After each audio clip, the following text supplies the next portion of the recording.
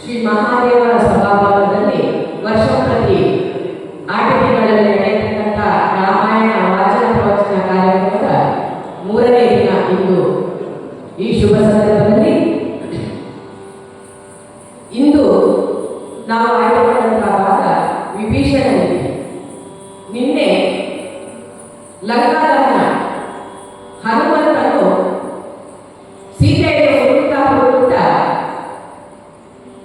ಲಂಕೆಗೆ ಬಂದು ಅಲ್ಲಿ ಎಲ್ಲ ಕಡೆ ಸೀತೆಯನ್ನು ಹುಡುಕಿ ಕಡೆಗೆ ಅವನು ಇಡೀ ಲಂಕೆಯನ್ನು ಧ್ವಂಸ ಮಾಡ್ತಾನೆ. ಧ್ವಂಸ ಮಾಡಿ ಅಲ್ಲಿಂದ ರಾಮನಿಗೆ ಚೂಡಾಮಣಿಯನ್ನು ಕೊಂಡೊಯ್ಯುತ್ತೇನೆ ಅಂತೇಳಿ ಹೇಳುವಲ್ಲಿವರೆಗೆ ನಿನ್ನೆಯ ಕಥೆ ಮುಗಿದಿದೆ. ಇಂದು ವಿಭೀಷಣ ನೀತಿ.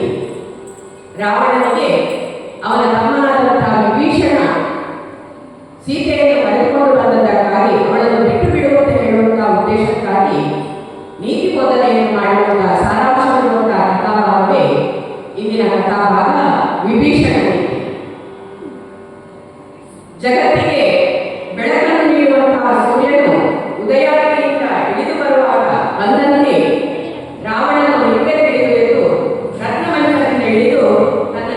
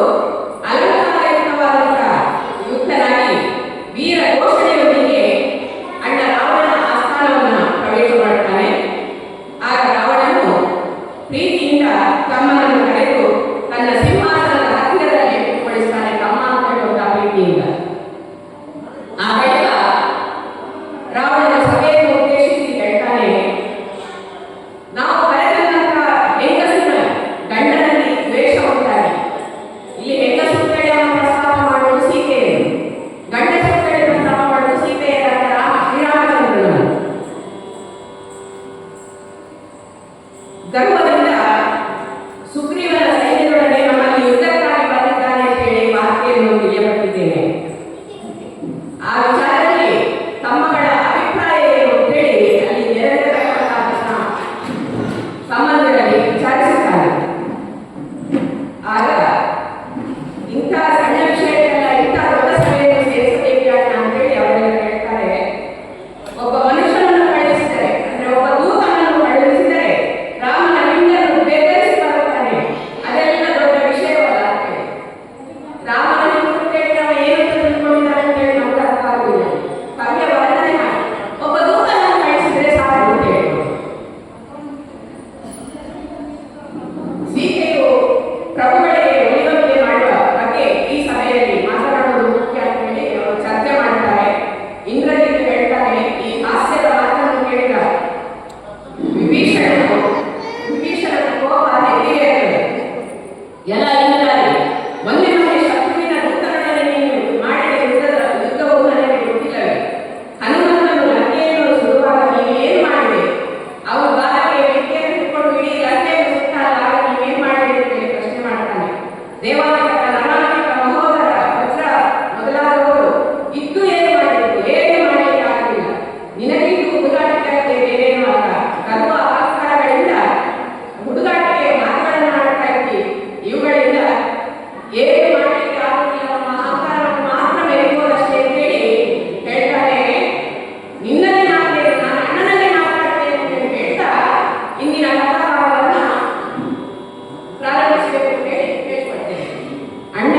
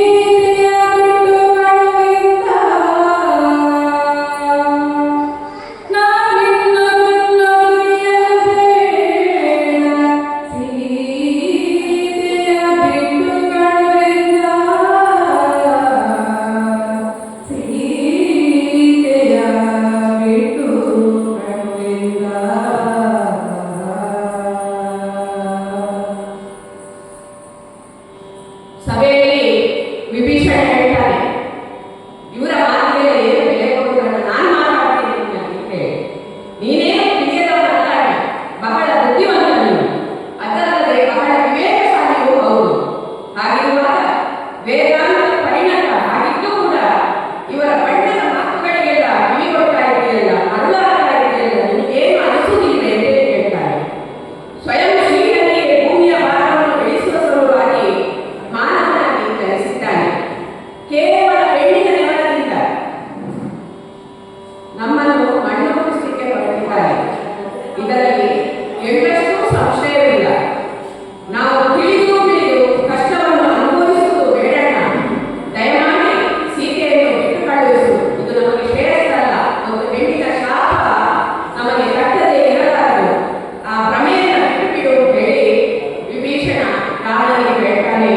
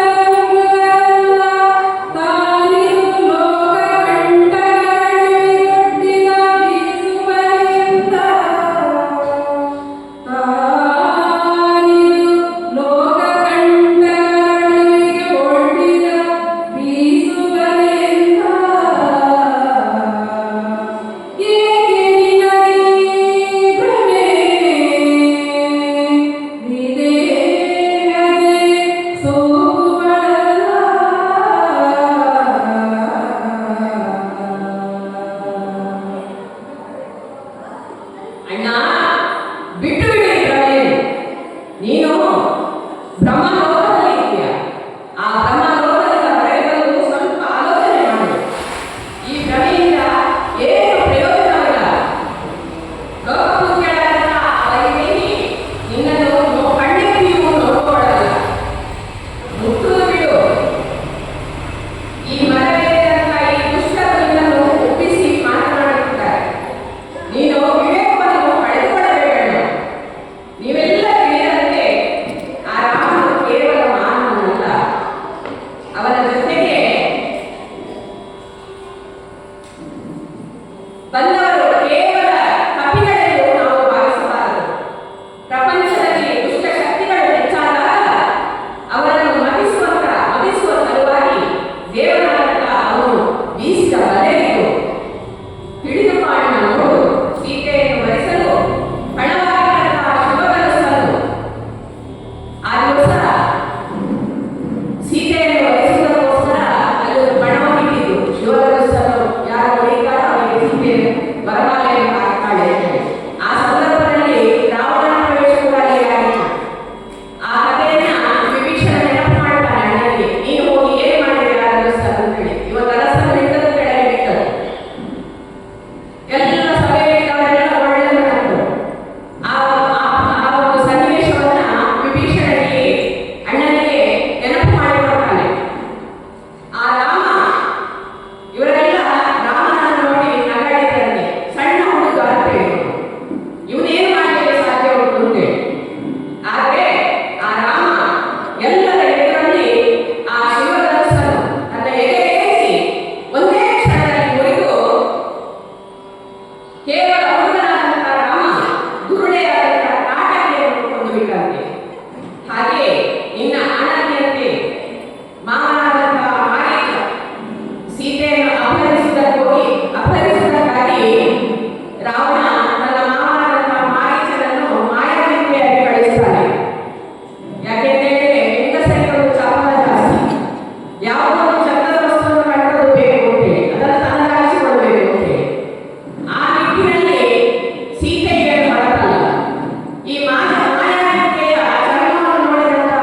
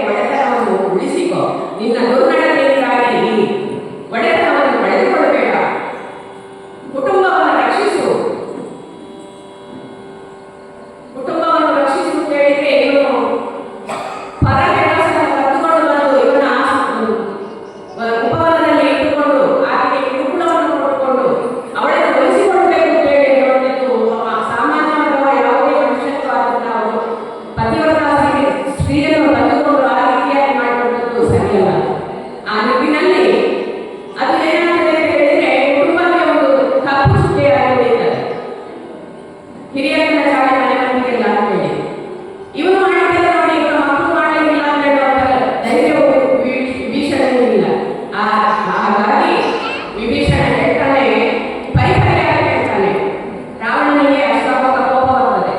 ಇವ್ರು ಏನು ಹೇಳೋದು, ಇಷ್ಟೆಲ್ಲ ನನಗೆ ಬುದ್ಧಿವಾದ ಹೇಳ್ತಾನಲ್ಲ ತಮ್ಮನಾಗಿದ್ರು ಅಂತ ಹೇಳಿ ಗರ್ಜಿಸ್ತಾನೆ ವಿಭೀಷಣನಿಗೆ. ಏನು ನಮ್ಮ ವಿರೋಧಿಯನ್ನು ಅಷ್ಟು ಹೊಗಳಬೇಕಾದ್ರೆ ಅವನ ನಿಮಗೆ ಸಂಬಂಧ ಇಲ್ಲ ಅಂತ ಹೇಳಿ ಕೇಳ್ತಾನೆ. ಎದ್ದವನೇ ಮೊಮ್ಮಗನ, ಮರಿಮಗನ ಅಥವಾ ಭಾವನ, ನೆಂಟನ, ಅಲ್ಲ ನಿನ್ನ ಮಗನ ಅಂತೇಳಿ ವಿಭೀಷಣನಲ್ಲಿ ರಾವಣ ಪ್ರಶ್ನೆ ಮಾಡ್ತಾನೆ. ಇಂದಿನ ಕಾಲದ ಬೇಡಿಗಳಿಗೆ ಹಾನಿಯಾಗಿದ್ದಂತಹ ಸಂದರ್ಭದ ಕಥೆಯನ್ನೆಲ್ಲ ನನಗೆ ವಿವರಿಸಿ ಹೇಳ್ತಾ ಇದ್ದಿ. ಆ ಕಥೆಯನ್ನೆಲ್ಲ ನನಗೆ ಹೇಳಬೇಡ ನೀನು. ನಿನ್ನ ಜ್ಞಾನ ಎಷ್ಟು ಇರುವುದನ್ನು ನಾನು ಬಲ್ಲೆ ಅಂತ ಹೇಳಿ ರಾವಣ ವಿಭೀಷಣನಿಗೆ ದೂರ ಮಾಡ್ತಾನೆ. ಎಲ್ಲ ಜಗದಲ್ಲಿ ನಿನ್ನ ಚಂಚಲ ವಿದ್ಯೆ ನನಗೆ ರುಚಿಸದು, ನಡೆಯಲಿ ಅಂತ ಹೇಳಿ ಅವರನ್ನು ಹೊರಗೆ ಹಾಕಲಿಕ್ಕೆ ಪ್ರಯತ್ನ ಮಾಡ್ತಾನೆ. ಅಷ್ಟಾಗುವಾಗ ಅಣ್ಣ ನಿನ್ನವರು ಎದುರಿಗೆ ಪ್ರಿಯವಾದದನ್ನು ಹೇಳ್ತಾರೆ, ಹಿಂದಿನಿಂದ ಅಪಕಾರವನ್ನೇ ನಿಮಗೆ ಎಣಿಸ್ತಾ ಇದ್ದಾರೆ, ನಿನ್ನ ಎದುರಿನಿಂದ ಚಂದಕ್ಕೆ ಮಾತಾಡಿ ನಿಮಗೆ ಬೇಕಾದವರಿದ್ದಾರೆ ನಿನ್ನನ್ನು ಒಪ್ಪಿಸುವುದಕ್ಕಾಗಿ. ಆದರೆ ಮುಂದೆ ಏನು ಹಿಂದಿನಿಂದ ಅವರು ಬೇಡದನ್ನೇ ಮಾಡುವುದು, ಅದು ನಿಮಗೆ ಗೊತ್ತಾಗುವುದಿಲ್ಲ ಅಂತ ಹೇಳಿ ವಿಭೀಷಣ ಅವರ ದುಷ್ಟ ವರ್ತನೆಯನ್ನ ಹೇಳ್ತಾರೆ. ಆ ವೈದೇಹಿಯನ್ನ ಬಿಟ್ಟು ಬಿಡು, ಇದೇ ವೇದಗಳ ಸುವರ್ಣ ಲಕ್ಕಿಯ ನಾಶಕ್ಕೆ ನೀನು ಕಾರಣನಾಗಬೇಡ ಈ ಕಾರಣದಿಂದಾಗಿ ಅಂತೇಳಿ ಹೇಳ್ತಾರೆ. ಅಲ್ಲದೆ ಇನ್ನೂ ವಿವರಿಸಿ ಹೇಳ್ತೇನೆ ನಿಮಗೆ ಕೇಳು ಅಂತ ಹೇಳಿ ಹೇಳ್ತಾರೆ.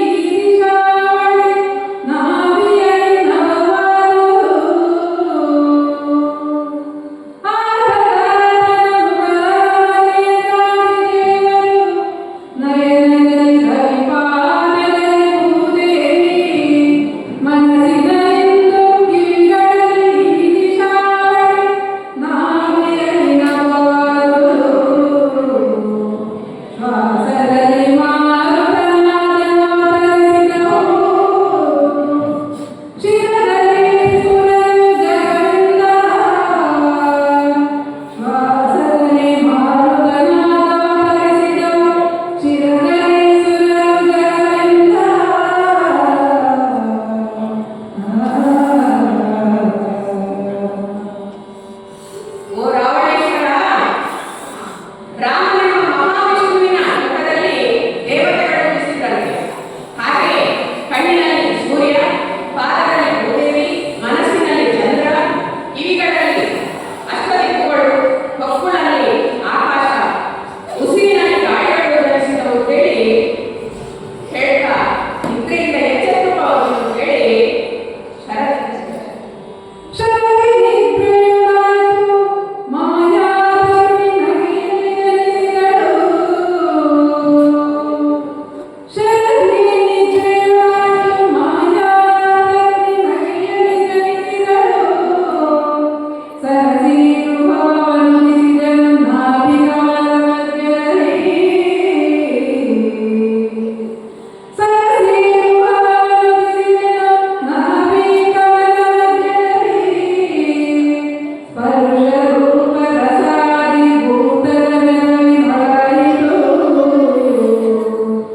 Oh